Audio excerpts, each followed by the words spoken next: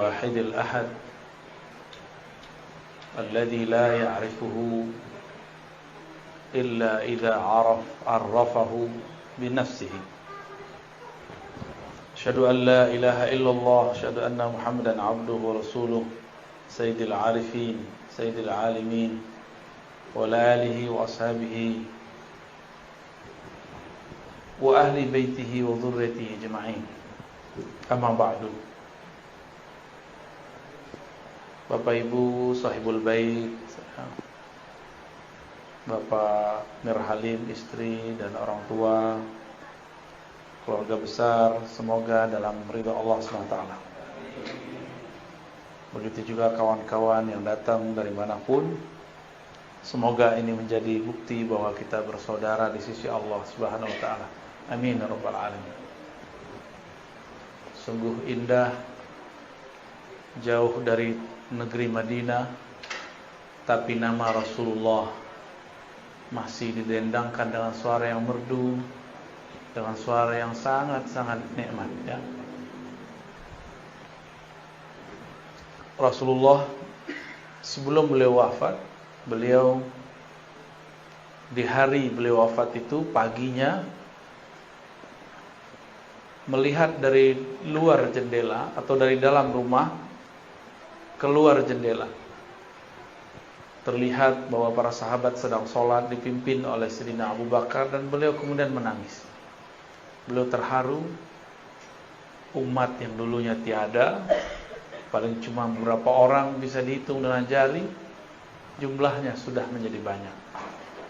Apalagi kalau Rasulullah memandang kita semua saat ini, tentu Rasulullah lebih girang lagi, lebih senang lagi. Semoga cinta kita kepada Rasulullah tidak bersyarat. Cinta yang tulus, cinta karena kita berterima kasih kepadanya.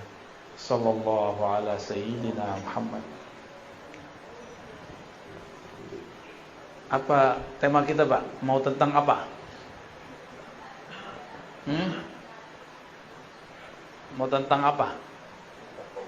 Tentang qalbu. Baik, insyaallah. Untuk qalbu kita semua, mari kita bacakan Al-Fatihah. Bismillah. Ya, kenapa? Shiratal ladzina an'amta 'alaihim.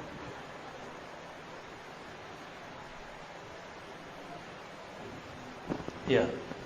Ini ada whiteboardnya, ada spidolnya? Ada. Ya udah, tahan dulu deh, enggak apa ya. Qalbu bahasa Arab artinya sesuatu yang berubah. Satu. Arti keduanya qalbu adalah sesuatu yang elastis. Apa arti elastis? Lentur. Itu maknanya. Berubah-ubah, elastis. Apabila qalbu mengalami suatu kerinduan sekarang, bisa jadi nanti tidak, gitu. Maka mumpung sedang rindu, sampaikan lafaz-lafaz kerinduan, salawat kepada baginda Rasulullah sallallahu alaihi wasallam. Kadang sholat enggak khusyuk, di saat sholat khusyuk, sholat selama-lamanya. Karena mungkin itu tidak terulang lagi seumur hidup.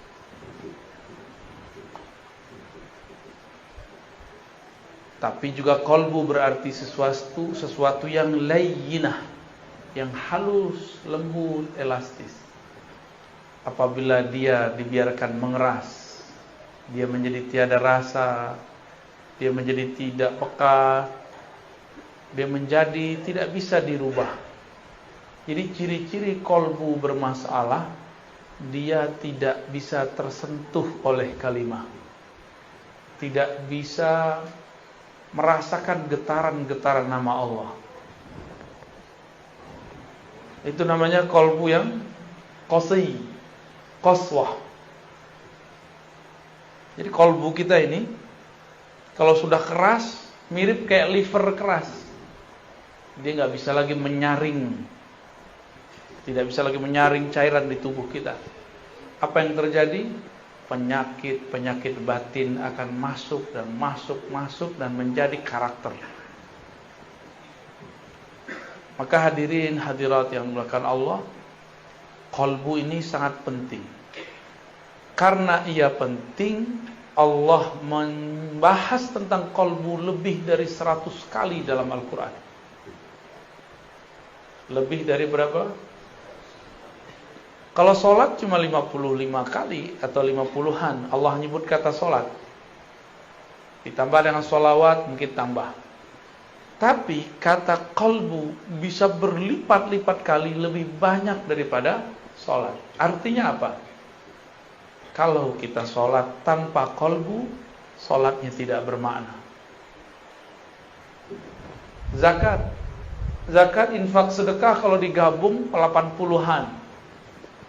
Aqimus shalah wa atuz zakah, dua beriring-iringan sekitar 26, 27 atau 28 ya. Tergantung indeksnya, cara membaca indeksnya. Lebih sering qalbu, lebih sering qalbu. Qalbu masih 100-an.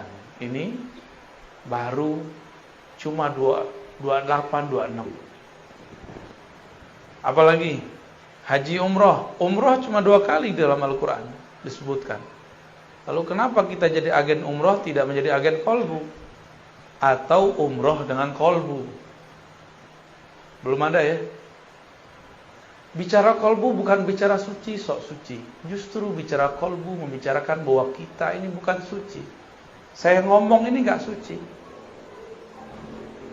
Jadi jangan dibayangkan kalau udah ngomong qalbu kita ini jadi orang yang sangat bersih, sangat suci. Enggak. Semakin bicara qalbu, semakin sadar bahwa di qalbu ini ada kotoran.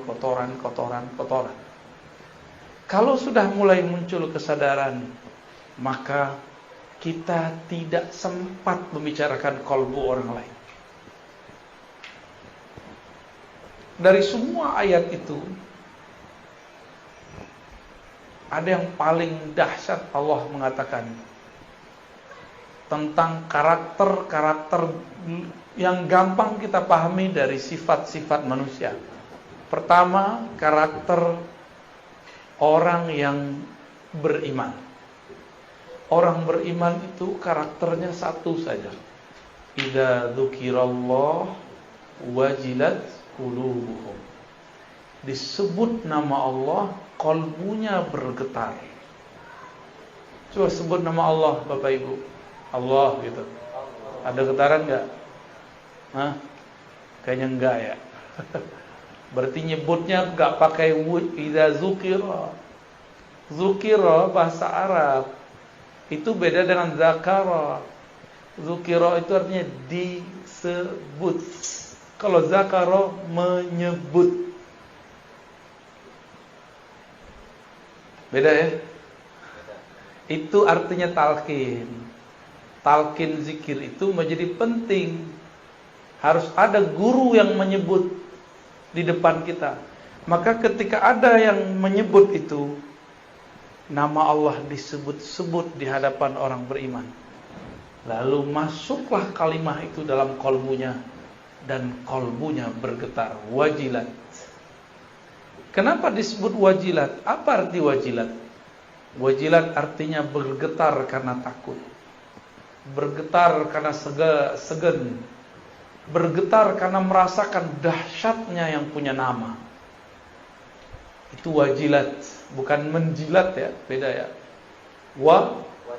Wajilat. Al-wajlah yakni al-khauf. Al-wajlah itu rasa takut, segan kepada Allah Subhanahu wa ta'ala. Sekolah tinggi-tinggi, umumkah, agamakah, tapi tidak ada sekolah untuk meninggikan nama Allah di qalbu.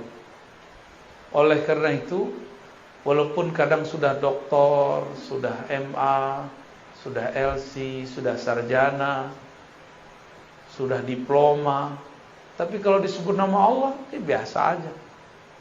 Kenapa? Karena sekolah itu cuma untuk akal, sedangkan qalbu belum disekolahkan. Oleh karena itu, jangan-jangan di luar sana ada sekolah yang bukan sekolah formal, tapi dia bergerak untuk mengajari qalbu. Kurikulumnya tentang qalbu. Jika kolbu itu disebut sesuatu yang bergerak-gerak, sesuatu yang berubah-ubah, maka kolbu ini kadang bergerak normal, namanya kolbu yang sehat. Disebut nama Allah, dia bergetar, geraknya normal. Tapi kadang-kadang kolbu itu disebut nama Allah, dia tidak tergerak. Jangan-jangan di dalamnya tidak normal. Jangan-jangan di dalamnya ada penyakit. Ya.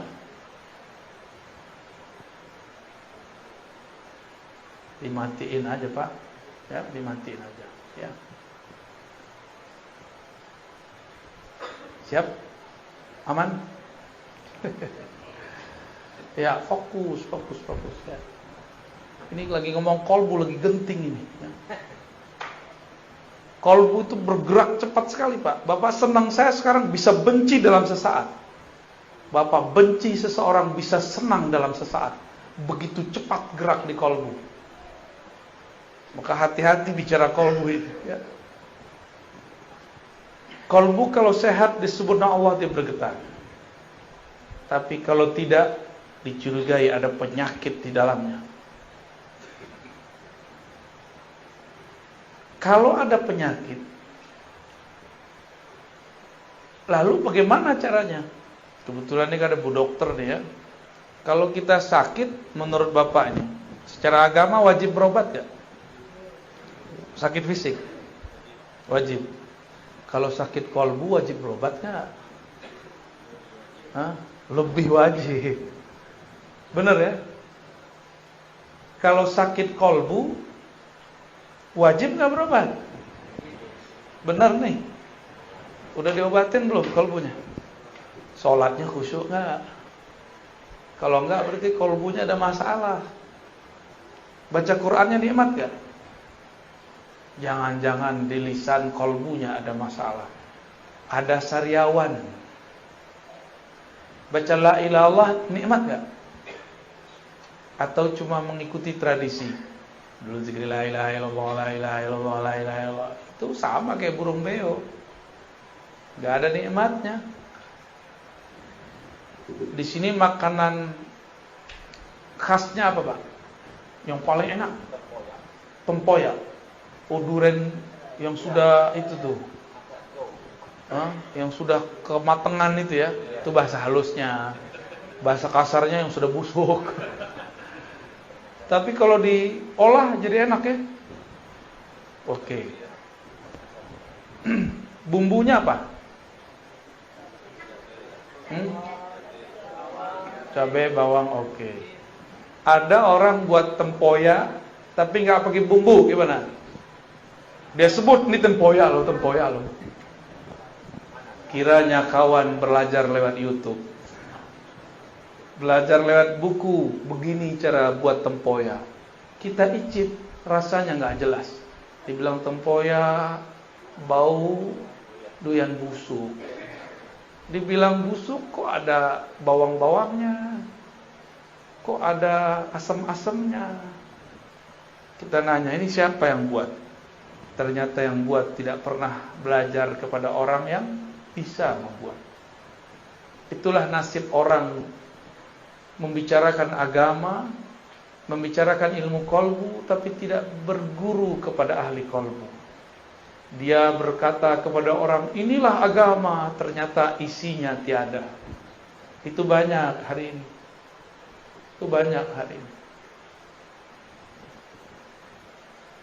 Ingin menikmati la ilaha illallah, tapi tidak dengan teknik dan bumbu-bumbunya. Jadi bumbu la ilaha itu ada. Bumbunya istighfar. Penikmatnya apa? Yang bikin lezat, micin, tahu micin ya? MSG. Kalau kita masak tuh ada masako, apa lagi tuh? Ajinomoto, jadi iklannya ya. Itu bumbu-bumbu membuat nikmat. Sama-sama tempoyak, tapi jika bumbunya berbeda, yang buat berbeda, Hasilnya beda nggak? Oke, sekarang ada dua orang sama-sama pintar buat tempoyak. Bumbunya sama, rasanya tetap beda? Tetap beda. Itulah yang membuat kenapa ada orang tertarik dengan satu zikir si fulan tapi tidak tertarik dengan zikir si fulan yang lain. Sebab cara mengolahnya berbeda. Ya.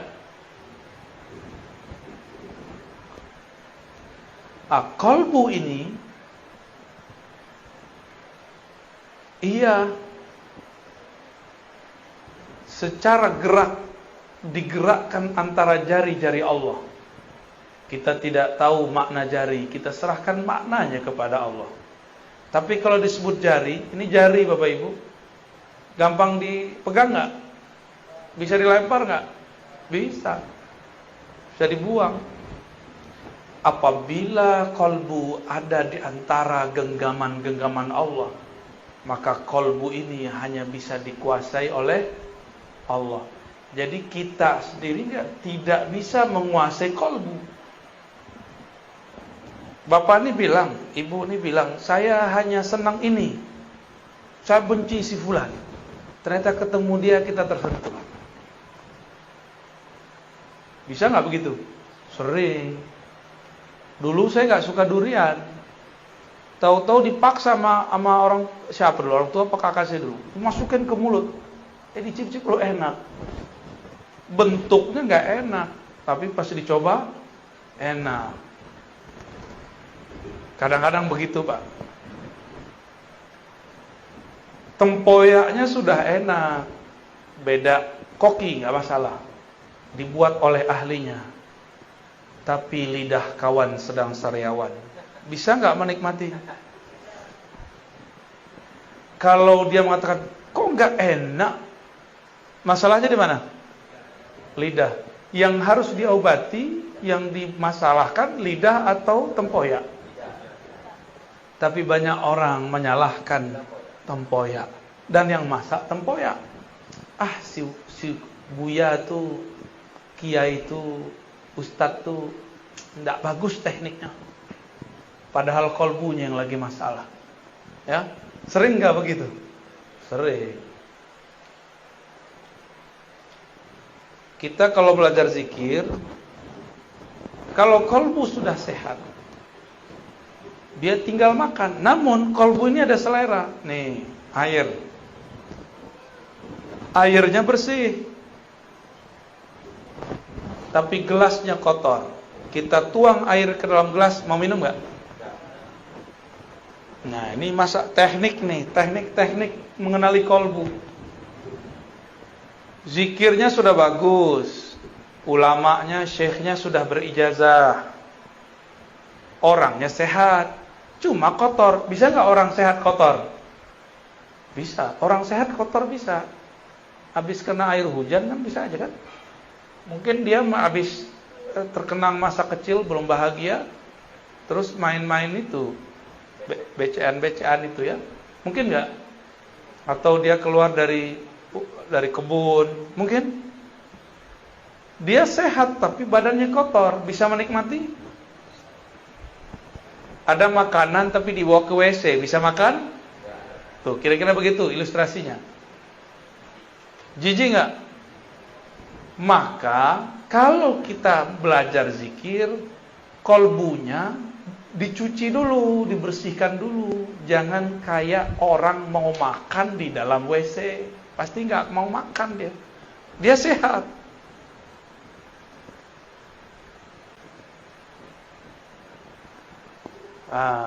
Airnya bersih, orangnya udah sehat, kolbunya udah sehat, tempatnya sehat. Yang menghidangkan jorok gimana? Hilang selera, ya. Maka yang menghidangkan pun juga harus punya adab. Walaupun dia tidak sakit, cuma jorok. Coba kalau dia batuk, kira-kira, wah jangan-jangan corona nih, ya. Atau cara megangnya, dipegangnya begini, nih, start. Gimana kalau begini? Nah, maka seorang yang mengajar pun dia punya adab. Dia punya adab. Paham ilustrasi begini? Paham analog begini? Berarti kalau ingin memanjakan kolbu, maka yang memanjakan kolbu, yang punya kolbu, dan kolbunya semuanya harus seirama.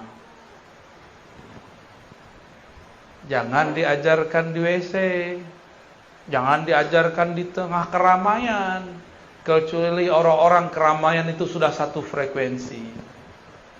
Jadi kalau kita jadi guru, jangan senang dulu orang minta talqin, santai dulu, itu ujian, ya. Jangan senang dulu orang minta ilmu ini, minta ini. Tidak semua permintaan harus diberi. Tidak semua ilmu harus diceritakan. Tidak semua rahasia dapat dibuka. Banyak rahasia-rahasia yang harus disimpan. Namanya rahasia, kalau dibuka masih rahasia nggak? Kalau kita bagi-bagi permata di tepi jalan, dikira apa? Kaca. Betul ya? Dihargai nggak? Habis diambil mungkin dilempar. Sama, kalau orang obral talqin zikir, lama-lama dilempar, ditinggal. Itu kejadiannya. Zaman now. Zaman kalau orang tidak memberikan penghargaan ke dalam kolbunya, itu yang terjadi. Maksud saya sederhana Bapak Ibu, kolbu ini spesial. Allah kalau ngajak ngobrol makhluknya, itu yang diajak ngobrol kolbunya. Allah apabila ingin menilai seseorang, yang dipandang kolbunya. Saya pakai baju begini nih, kan paling keren nih malam ini ya. Amin. Itu apakah kolbu saya paling keren? Belum tentu. Yang Allah pandang kolbu. Jika terbersit sedikit saja saya merasa lebih alim, Allah benci kepada saya. Karena Allah mengatakan, yang alim cuma aku, wahai Ar-Razi. Kenapa engkau pakai sifatku? Itu sifatku. Sifatmu adalah lahir sebagai orang bodoh. Akulah yang memberikan ilmu kepadamu.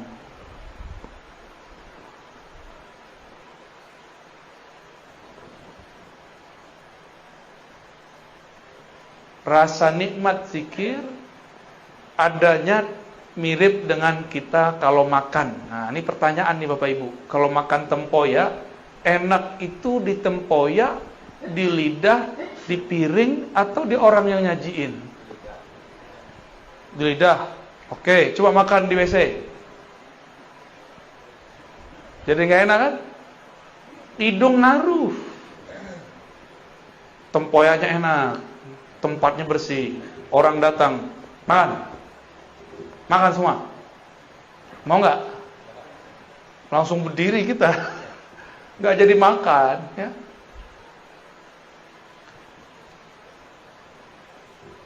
Maka semua ini perlu ada tekniknya. Kolbu di dalam Al-Quran ada kolbu mukmin, ada kolbu yang kedua, kolbu munafik. Saya setiap hari menuduh diri saya munafik.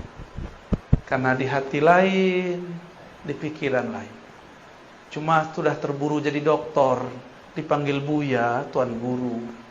Akhirnya terpaksa lah ngajar. Aslinya saya nggak berani ngomong ini. Kalau hitung-hitung diri itu nggak berani ngomong.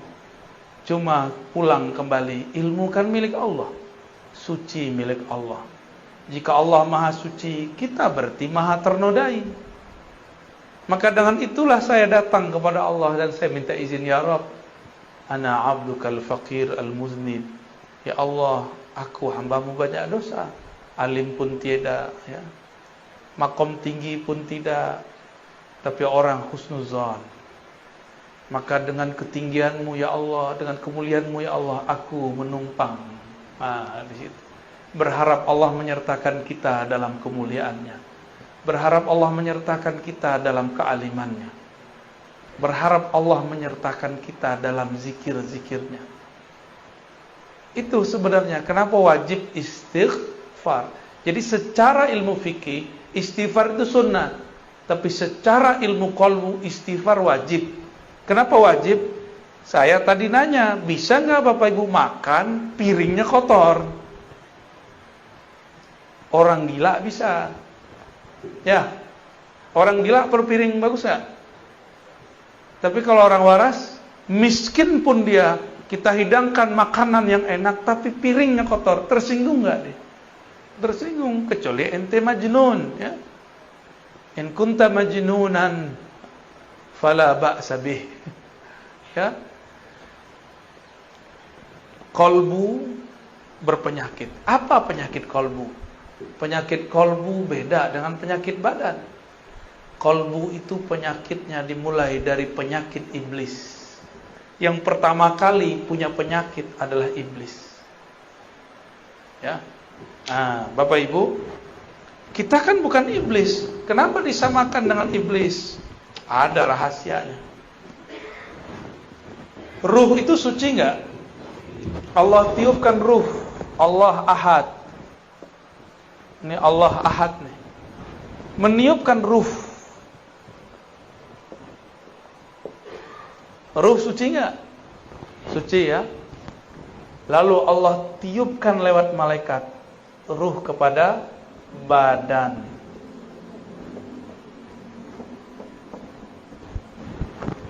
Tapi sebelum masuk ke badan, ini ada jarak di sini.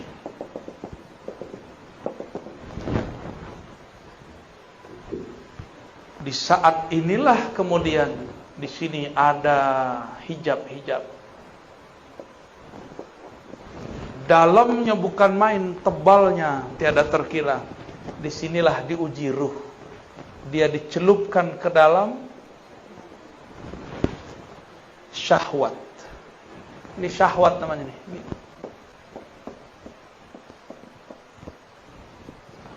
Ternyata syahwat itu berkaitan dengan badan. Semua yang ada di sini berkaitan dengan badan. Apabila ruh ditiup ke dalam badan, bernamalah dia jiwa. Itu, ya. Jiwa itu punya kiblat sentral. Sentralnya namanya qalbu, ya. Asalnya ruh ini suci, tapi dicelupkan ke dalam syahwat. Maka syahwat itu terkait dengan badan. Ketika Allah tiupkan ke dalam tubuh ini, nyatu dengan otak. Di otak ada syahwat nggak? Keinginan rendah. Jadi syahwat bahasa Arab artinya keinginan rendah. Nyatu dengan mata. Di mata ada syahwat. Mata senang lihat yang jelek atau yang cantik, yang gagah, yang indah. Indah itu apa? Ya. Kalau bagi Bang Adam alaihissalam indah itu Hawa. No, Adam namanya orang PPIR. Ya.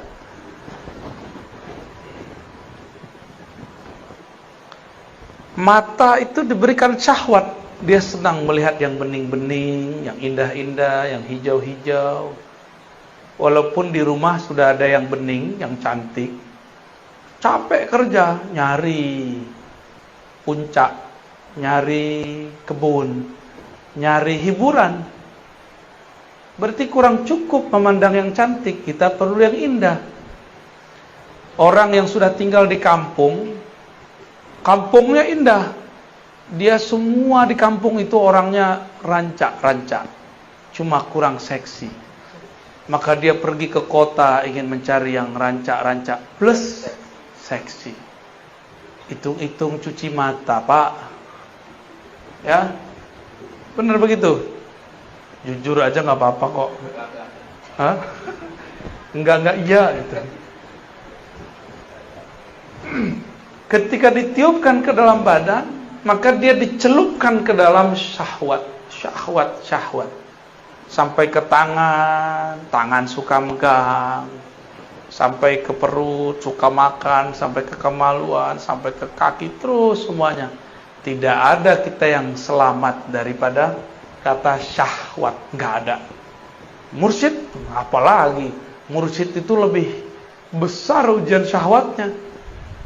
Percaya nggak? Karena makannya paling enak.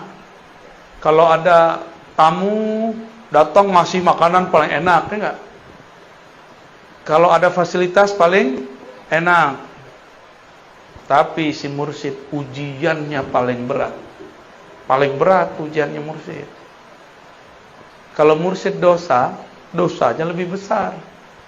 Tapi kalau mursyidnya ahli ma'rifat, dia tahu cara pulang kepada Allah Subhanahu.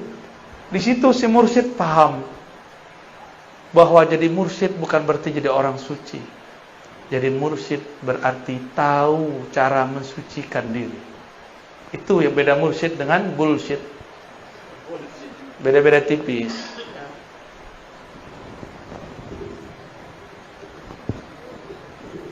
Ketika tubuh membalut ruh,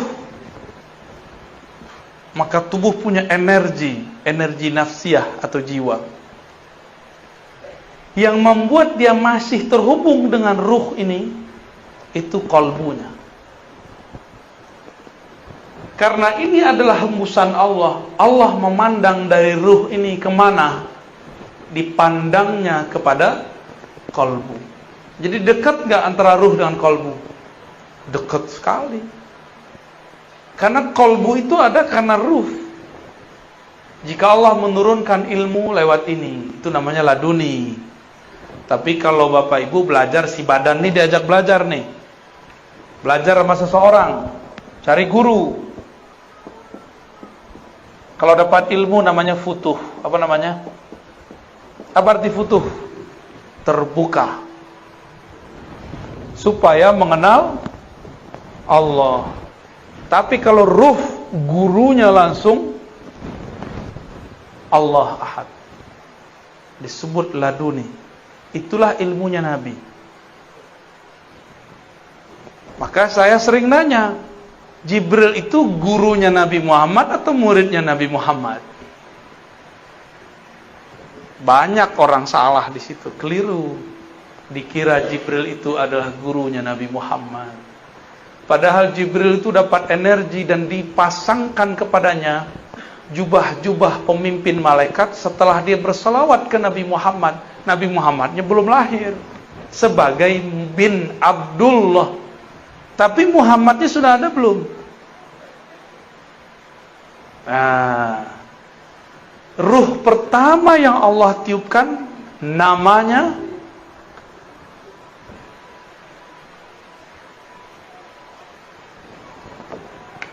terima kasih. Ahad ini Allah Ahad ya. Kul huwallahu. Allah meniupkan wahyu ruh pertama. Hembusan pertama Allah itu namanya mirip-mirip Ahad tapi ditambah dikit mim. Ahmad. Jadi apa beda antara ruh pertama dengan Ahad? Mim.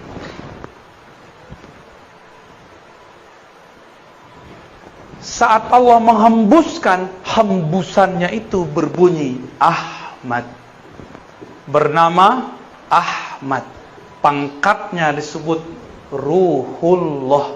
Apa arti Ruhullah? Hembusan Allah. Coba menghembus Pak. Gitu. Hembusan kita enggak? Atau beda? Coba ambil misalnya plastik. Kita pindah ke dalam nggak? Paham? Ini yang tidak dipahami oleh kelompok kebatinan yang kegeeran jadi Tuhan, jadi Allah. Paham? Ini ilmu awalnya benar. Di dalam diri kita ada hembusan Allah. Betul. Tapi hembusan bukan Allah. Ahmad laisa bi ahad. Ahmad itu ya Ahmad, hembusan ya hembusan. Cuma kawan sudah GR jadi Allah. Zat aku, zat Allah. Sifat aku, sifat Allah. namaku nama Allah, fiilku fiil Allah. Tapi kalau lapar makan nasi juga. Kalau lagi puyeng minta kawin, berarti belum. Masa Allah lapar, ya enggak? Masa Allah minta kawin? Kan Allah ini tidak perlu sahibah. Sahibah itu artinya pasangan. Allah itu enggak perlu anak bini. Ini teguran keras nih bagi yang berzikir, berkalam, bermakrifat dengan makrifat iblis. Awalnya sudah benar bahwa di dalam diri kita ada tiupan Allah. Betul Bapak Ibu, tapi di dalam diri kita bukan Ahmad. Di dalam diri kita adalah pecahan-pecahannya, percikan-percikannya. Ahmad ini tiupannya. Allah pandang Ahmad, maka memancarlah dari Ahmad itu cahaya. Memancar cahaya. Cahaya itu bahasa Arabnya nur. Apa? Nurnya bernama Muhammad.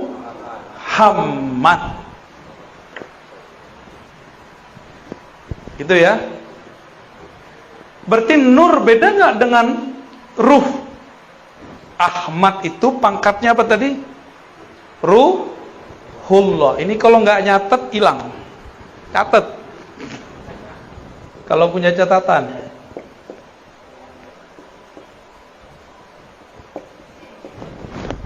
Kalau nggak terpulang catat ya. Masih bisa ingat nggak? Waduh, buka YouTube. Antum cerdas juga ya. Aneh gaptek juga lupa kalau ada YouTube. Ahmad ini apa pangkatnya? Ruh, dan dia satu. Dari ruh inilah kemudian menyebar nur. Nur ini kemudian kita sebut Nur Muhammad.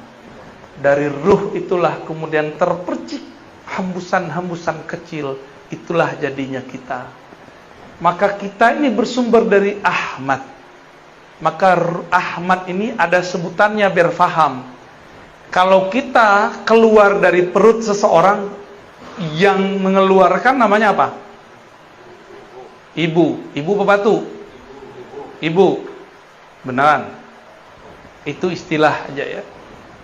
Ahmad ini disebut dengan ummul ruh atau ummul arwah. Ibunya ruh. Bukan berarti dia melahirkan, bukan. Ini istilah aja.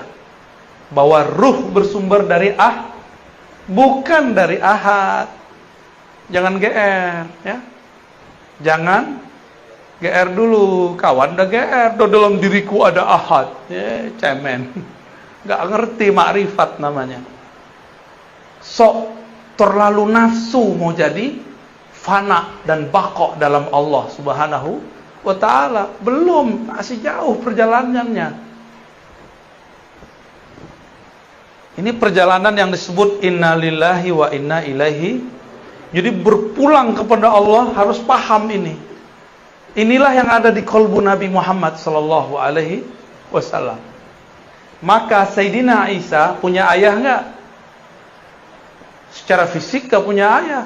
Tapi kalau ruh sudah terpercik ke dalam perut Sayyidatuna Maryam, dia pasti jadi walaupun enggak ada ayahnya. Itu metodologisnya kenapa ada anak tanpa ayah. Ya. Nabi Adam ada ayah nggak? Ada ibu nggak? Tapi Adam yang ini ada ayahnya, ada ibunya nih. Orang Betawi, Tagadai di Pekanbaru, di Pegadaian. Deket-deket aneh ente dibully terus. Ya.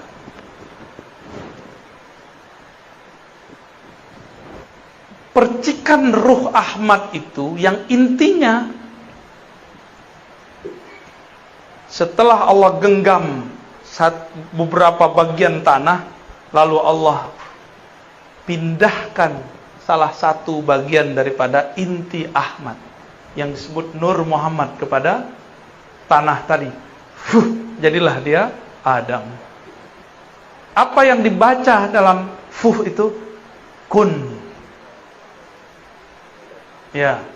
Itulah kenapa ada orang muncul di dunia tanpa ayah, tanpa ibu. Itu sejarahnya. Secara metodologinya begitu. Yang penting Sang Ahmad memercikkan salah satu hembusan darinya, maka terjadilah semuanya. Paham ya? Paham gak? Dari Nur Muhammad ini tubuh kita ada, kolbu kita zahir. Dari ruh Ahmad itu, ruh kita sekarang bisa mendengar, bisa melihat, membuat Bapak Ibu mau mengejar suatu pengetahuan meskipun jaraknya jauh. Itu karena si ruh ini. Kalau gak ada ruh ini, gak mungkin Bapak mau hadir. Jarak jauh, udah jam segini, jam berapa nih? 10:30. Karena ruh ini gak ada harinya dia. Hari dia cuma satu. Aku tambah kenal Allah, titik bagi dia itu. Mau jauh, mau dekat, mau tidur, nggak tidur, bagi dia yang penting dia kenal Allah Subhanahu wa ta'ala. Bagi ruh itu malam adalah tidak kenal Allah. Bagi ruh itu siang adalah saat mengenal Allah Subhanahu wa ta'ala. Nah ini dia. Barulah kita terpancar dari sini semua.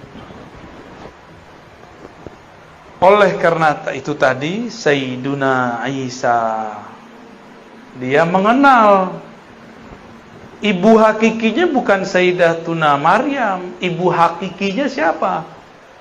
Ahmad. Maka dia mengatakan, aku mengabarkan kepada kalian mubasyirun. Dengan apa aku mengabarkan? Bi rasuli ya'ti min ba'di ismuhu Ahmad. Akan datang seorang bernama Ahmad. Jadi Nabi Isa itu enggak menyebut nama Muhammad karena dia tahu dia langsung dari Ahmad. Itulah yang diakui oleh Kubas atau Kufas ibn Asyam. Engkaukah yang lebih tua dari Rasulullah atau Rasulullah lebih tua dari engkau? Jawaban beliau apa? Kufas ini waktu Abraha masuk bawa gajah ke Mekah, dia lihat. Berarti dia udah jadi anak-anak. Nabi Muhammad baru lahir tahun gajah. Tuaan mana? Ibnu Asyam. Tapi ketika Ibnu Asyam ditanya, ente lebih tua, kamu lebih tua, engkau lebih besar, atau Rasulullah? Apa jawaban beliau? Kalau lebih tua Rasul. Tapi kalau lahir duluan aneh.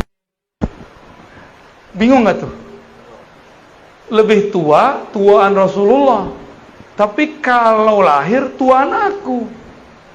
Berarti Ibnu Asyam, Kufas atau Kubas Ibn Asyam paham ilmu yang namanya umur ruh. Umur daripada ruh.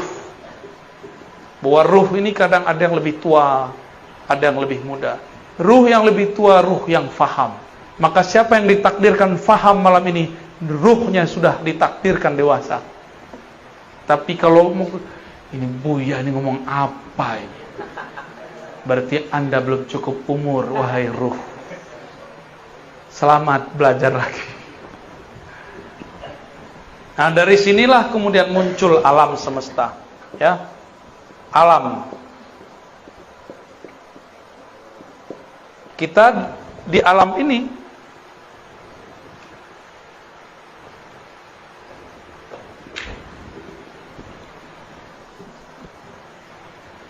tapi sebelum sampai ke alam Nur Muhammad ini kan ada pancaran nurnya ya. Berapa banyak pancaran itu?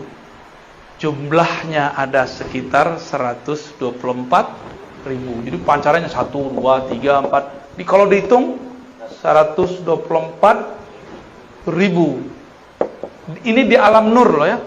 Ini di alam nur. Ketika nur itu ditiupkan bersama ruh. Jadi nur itu adalah wadahnya ruh. Ruh itu dibawa Nah, kalau kita tiup udara, udara kita ruh. Balonnya itu nur. Paham? Ya. Kalau balonnya warna merah, kelihatan hembusannya warna merah. Kalau dia warna hitam, dikira orang warna hitam. Kayak gitu aja modelnya. Apabila 124.000 ini dia muncul di dunia, dia menjadi nabi atau wali. Oleh karenanya jumlah nabi berapa? 25 itu yang ditulis di Quran, yang wajib diketahui. Berapa jumlahnya? Itulah sejarah. Jadi apa yang terjadi di dunia sekarang bukanlah kejadian yang terjadi semata-mata kebetulan. Dia semuanya mengulang yang terjadi di sana. Kalau ruh kita dulu itu, jadi ketika ini ruh terpancar, maka dia berkeliling. Jadi tadi nur ini berkeliling ini. Mirip dengan tawafnya manusia tawaf di Ka'bah. Ini Ka'bah nih, ya. Anggap aja ini benar ya. Kita tawaf ke kiri apa ke kanan? Berapa kali? Berapa kali? 7 kali. Ka'bahnya fisik itu dia di Mekah. Ka'bahnya jiwa adalah kolbu. Ka'bahnya kolbu adalah fuad. Ka'bahnya fuad bernama lub. Ka'bahnya lub bernama sir. Ka'bahnya sir, disitulah ilmu mengenai ruh Ahmad. Silakan pusing. Jadi dulu nih muter nih. Ada yang dia jauh, tiba-tiba dia mendekat. Maka lahir di dunia. Dia lahir sebagai orang kafir, terus mu'alaf. Ada yang lahir sebagai muslim, tiba-tiba keluar dari barisan, berarti dia besok lahirnya murtad. Gitu. Terus sejarah orang murtad secara ilmu hakikat ya. Orang-orang yang di sini yang dekat, yang bisa menyentuh Ka'bah rohani yang bernama Ahmad. Ini Ahmad namanya. Ya. Jika nur kita, ruh kita dulu sempat memeluk, mencium Ka'bah bernama Ahmad, maka lahir 2 aja. Jadi habaib atau jadi ulama. Udah aja. Ustaz, saya bukan habib, bukan ulama. Terus gimana? Emang antum bisa protes? Kok nggak lahir sebagai habib? Bisa nggak? Kan nggak bisa. Kenapa saya bisa ngerti baca kitab, antum nggak bisa ngerti? Ya itulah takdir, bro. Itulah takdirmu, nak. Nggak juga begitu ya. Itu ngulang-ngulang aja. Yang sudah haji umroh, kalau kita tambah dekat ke Ka'bah, muternya tambah cepat atau tambah lama? Jadi orang yang muter di sini, dia baru separuh, kita udah selesai 7. Ya, kalau kita di situ. Semakin mendekat kepada sumbernya, semakin cepat, semakin asik. Lelah pun tiada terasa. Jadi ini perputarannya panjang nih, lama. Hitungannya puluhan ribu, mungkin puluhan juta tahun kalau dihitung di dunia. Jadilah kita sekarang nih. Jadi kalau ada orang sekarang dia menyesalkan dirinya, bunuh diri, itu orang gak paham itu. Kalau dia muncul di sini, itu anugerah besar. Ya. Pasang alarm, tadi katanya jam 11. Tahu-tahu dirubah, nasih mansuh. Padahal jarang pegang. Saya handphone itu yang penting bagi saya alarm. Kalau Bapak Ibu untuk apa? Komunikasi. Waduh, canggih ya. Ada nggak handphone to Allah? Boleh dihapus, Pak? Ya, silakan dihapus. Berkah antum bahas ya. Aneh minum dulu ya, paling enak. Nah, ini kan nikmat begini nih. Antum nggak minum, aneh minum. Hah? Yang minum roh apa jiwa? Mulut. Nggak enaknya diliatin. Apalagi ntar ada kumisnya tentu ya. Bismillahirrahmanirrahim. Mantap. Yang begini nggak ada di Jakarta nih. Kayaknya harus dibungkus banyak. Nggak suruh datang lagi. Yang buat abang aneh.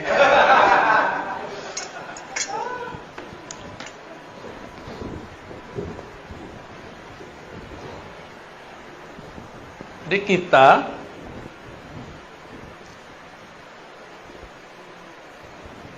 yang ada ini, kalau ada nur Muhammad yang asli di dalam, bukan bayangan nur, bukan pantulan nur, pasti mencari ilmu tentang ini. Maka saya berhusnuzon yang hadir ini di dalamnya ada percikan nur itu. Amin. Alhamdulillah. Apa kata Nabi? Allahumma ja'alni nura. Ya Allah, jadikan aku adalah nur. Padahal beliau memang sudah nur. Ibu Rasulullah mengatakan, ketika engkau lahir, hai Muhammad, aku melihat nur. Jadi Nabi Muhammad lahir, mohon maaf nih Bu Dokter, percaya apa enggak ya? Waktu lahir, Aminah tidak melihat darah, yang dia lihat cahaya. Ada nggak makhluk begitu? Ya ada. Maka saya sering nanya nih, Nabi Muhammad nama Nabi Isa. Nabi Muhammad dan Nabi Isa. Muliaan mana? Nabi Muhammad lebih mulia atau Nabi Isa? Nabi Isa punya ibu siapa? Maryam. M. Nabi Muhammad punya ibu namanya Aminah. Nabi Isa dimanjakan ibunya karena ibunya mengandung Nabi Isa. Gimana cara Allah memanjakannya? Ini mohon maaf nih Pak Pamir Halim, kalau Bu Dokter dulu lagi ngidam dicariin nggak? Cariin ya. Hujan aja dicariin. Di ujung negeri aja dicariin. Maryam, Sayyidatuna Maryam lagi ngidam. Ngidam buah apel, ngidam buah anggur. Suami nggak punya. Yang tanggung jawab siapa? Maka Allah utuslah Jibril. Jibril, ambil buah-buah surga terbaik, berikan kepada kekasihku Maryam. Dia sedang mengandung kekasihku Isa.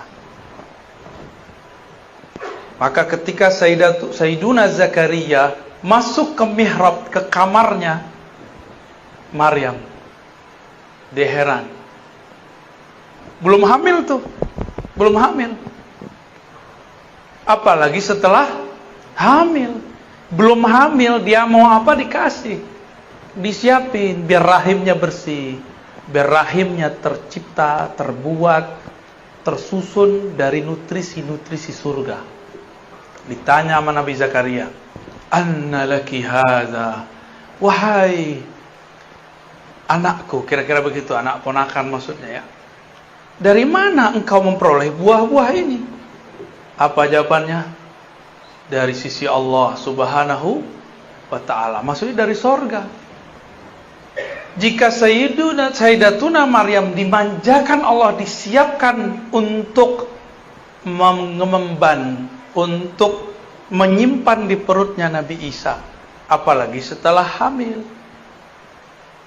Kira-kira Allah mungkin nggak memperlakukan lebih sempurna kepada Aminah?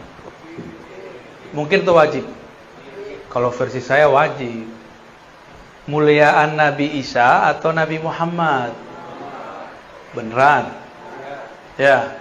Kalau Nabi Isa dipersiapkan ibunya dengan makanan-makanan surga, kira-kira Aminah gimana? Lebih dahsyat lagi. lebih dahsyat lagi. Itu maksud saya. Cuma riwayat-riwayatnya memang banyak yang kemudian tidak terekap dalam kitab-kitab hadis. Hanya direkap oleh sebagian ulama sirah nabawiyah. Tapi lumayan itu membantu. Malam pertama Aminah hamil. Langsung didatangi oleh Sayyidina Jibril. Apa kata Jibril? Wahai Aminah, yang engkau kandung itu bukan Isa, Nabi Bani Israel, bukan Musa, bukan Ismail. Yang engkau kandung itu adalah Muhammad, Sayyidul Alamin, Sayyidul Anbiya wal Mursalin, penghulu alam semesta, penghulu para nabi, penghulu para rasul. Berarti Aminah sebelum Nabi lahir udah percaya belum?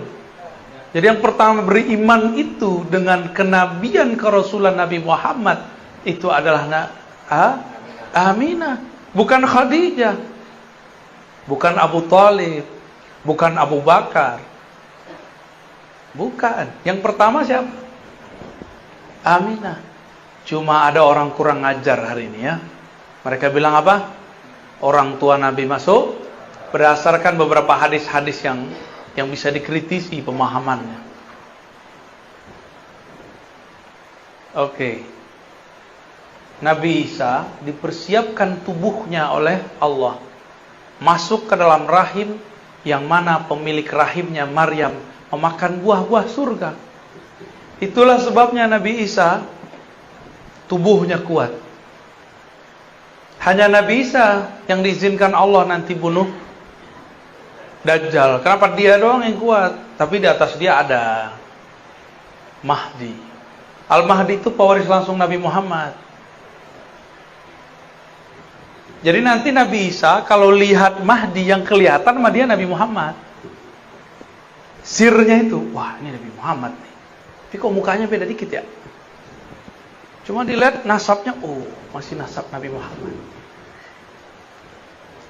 Terlihat sama dia itu Nur Ahmad, Nur Muhammad Sallallahu Alaihi Wasallam. Itulah rahasianya kenapa saya tulis Muhammad di atas, Isanya di bawah.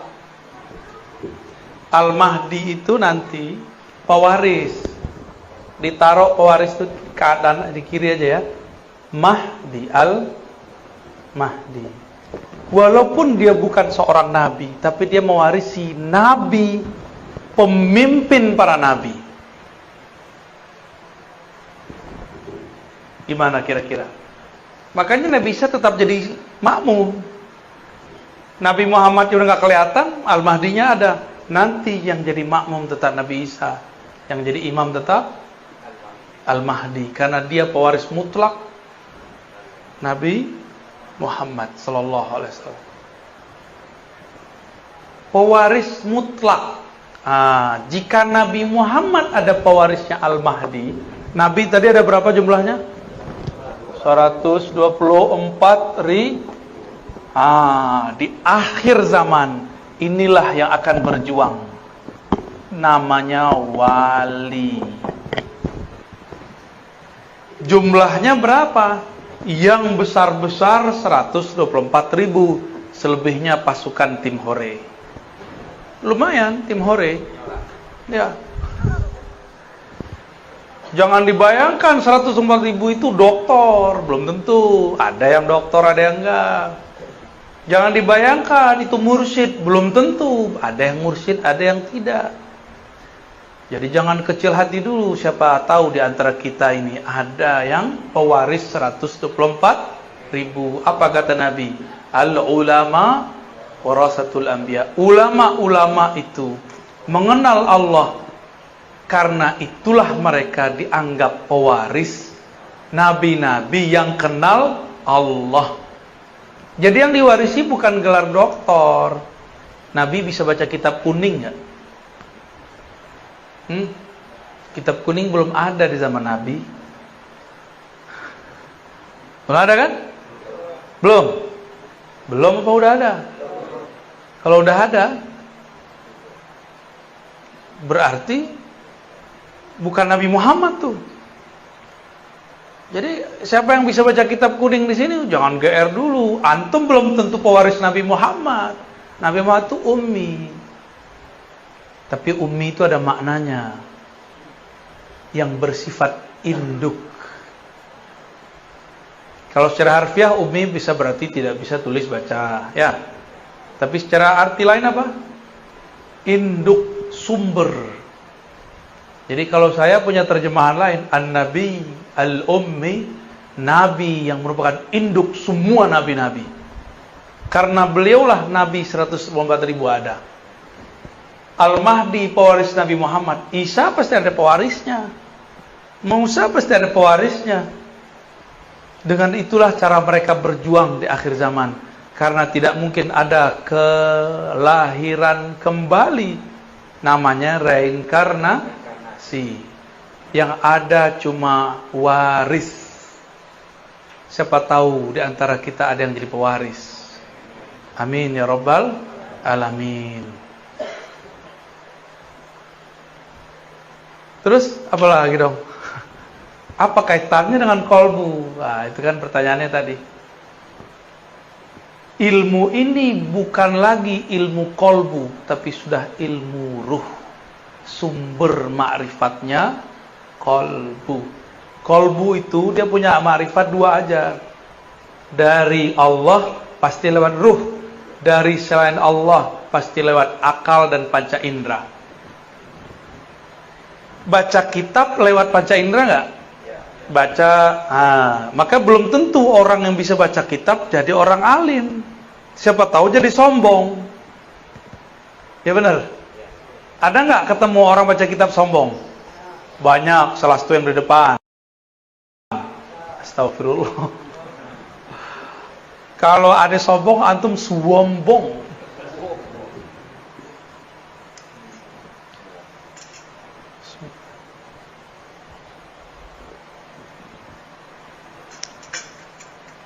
Ada yang iri nggak? Kalau iri berarti kalbu juga berpenyakit. Cuma ada yang nafsu jadi wali. Jadi wali itu adalah poros poin yang Allah tatap di bumi. Jika dulu Nabi adalah qulubul alamin, jantungnya, kolbunya alam, meninggal para nabi. Nabi-nabi sudah wafat belum? Wafat. Benar, fisiknya. Terus ilmunya dipindahin ke siapa? Dipindahin ke wali. Selama masih ada wali di muka bumi, Allah masih menatap. Ditatap bumi ini dengan baik. Jika yang punya kolbu kewali ini mati, barulah Allah kiamatkan semua yang di muka bumi. Jadi apa yang harus diisi dalam kolbu? Tidak cukup dengan zikir, tapi harus mengenal siapa yang dizikirkan. Maka orang yang kenal siapa yang dia zikirkan, sekali dia sebut namanya, itu sama dengan 70.000 kali orang tidak mengenal namanya berzikir. Makanya wali-wali itu santai. Udah gak banyak suluk dia. Tapi kan kita belum sepaham, belum setingkat mereka. Ya udah kita suluk aja dulu. Ya, riyadhah aja dulu, zikir aja dulu. Siapa tahu nanti diangkat Allah. Tapi teman-teman sahabat yang makan Allah, kalau cuma mengandalkan zikir, saya udah berkali-kali katakan, Iblis dulu pangkatnya Azazil telah berzikir 80.000 tahun di surga. Jadi wali enggak? Enggak. Kasyaf? Enggak. Dia bisa melihat surga, tapi dia tidak bisa menatap aras. Nabi Adam baru dicipta, masih bau ingus, anak ingusan, baru kemarin sore masuk surga. Tapi di dalam qalbu Nabi Adam ada nur Muhammad. Maka nur itu, kalau ada nur bisa lihat sesuatu enggak? Nah, inilah yang disebut nur. Orang kalau ada nur di kolbunya, dia bisa menatap ada objek kebenaran dimanapun ada. Iblis 80.000 tahun berzikir, tapi zikirnya zikir zulmaniyah. Dia zikir kolbunya belum dibersihkan. Dia zikir sombongnya dibiarkan. Dia zikir merasa sok sucinya terus dirawat. Apa yang terjadi? Tambah zikir, tambah sombong. Tambah ilmu, tambah songong. Kalau sudah sombong, lalu ada orang selain dia diberikan posisi yang tinggi, iri nggak? Maka kalau orang kerja di kantor, dia lihat temannya naik pangkat, dia nggak naik. Temannya dapat jabatan, dia tidak. Dia ngomong apa? Saya kan lebih banyak kerja di kantor ini. Kenapa bukan saya? Dia akan ngomong, pinteran aku kali, kenapa dia yang naik? Begitulah terus. Berarti di dalamnya bukan nur Muhammad, tapi nar Azazil. Dua aja manusia itu. Kolbunya nur Muhammad atau kolbunya nar Azazil. Azazil siapa tadi? Nama kecil dari iblis.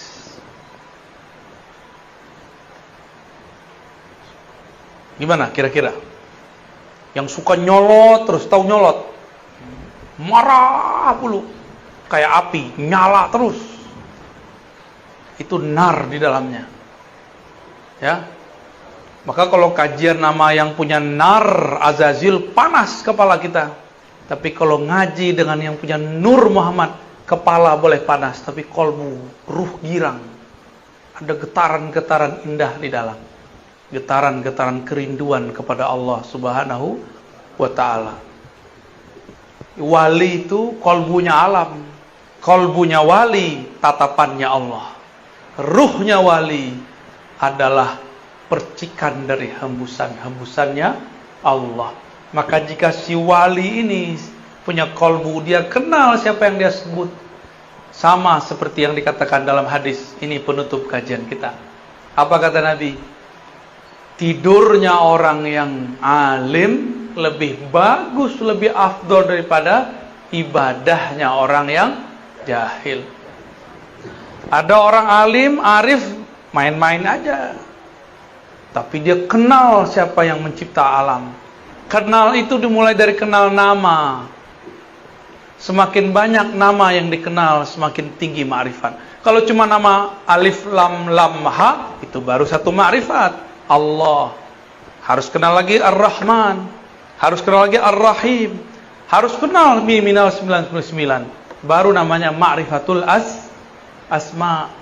Baru satu nama diajarin guru, udah merasa alim aja. Belum, masih jauh. Ada lagi nama di dalam nama. Nama di balik nama. Ibarat manusia, ini baru manusia, belum Allah. Bang Adam ini di sini namanya Bang Adam. Di tempat kerja manajer. Di rumah Abi atau Babi. Hah? Abi ya? Bab Abah. Oh. Maaf Bang ya. Semoga kamu sakit hati Bang. Nanti aku obati Bang.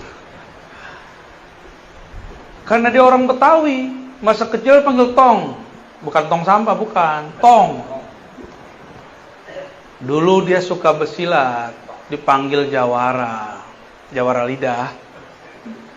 Pinter ngomong, panggil lidah. Di organisasi pangkatnya tinggi, dipanggil ketua. Tuh banyak nama nggak? Kalau saya kenal semua sudut itu, berarti saya kenal dengan orang namanya Adam. Kalau baru tahu namanya Adam, berarti pengenalannya baru satu arah. Paham analognya? Jadi Bapak Ibu, ilmu yang kita dapat sekarang baru sedikit dari yang sedikit. Wa ma utitum minal ilmi illa qalila. Wa ma utitum, tidaklah kamu diberikan ilmu itu kecuali sedikit. Dengan sedikit itulah kita datang kepada Allah. Kalau Allah terima, dia jadi banyak. Ya. Maka Bapak Ibu yang makan Allah, saya yang jahil ini, saya yang banyak dosa ini, meminta kepada Allah supaya Allah ampuni dosa saya dan kita semua. Saya yang jahil ini, yang tidak punya ilmu ini, meminta kepada Allah, semoga semua yang hadir Allah jadikan arif billah, kenal kepada Allah. Enggak kenal sekarang, semoga kenal sesaat sebelum wafat. Tidak kenal sesaat sebelum wafat, semoga diberi syafaat di saat ditanya oleh Munkar dan Nakir. Enggak juga dapat syafaat ma'rifat di sana, semoga Allah berikan syafaat saat dibangkitkan. Enggak juga semoga dapat syafaat ketika dihisab, ketika ditimbang. Enggak juga semoga Allah kasih syafaat ketika jalan melintasi sirat al-mustaqim, as-sirat. Allahumma amin ya rabbal alamin.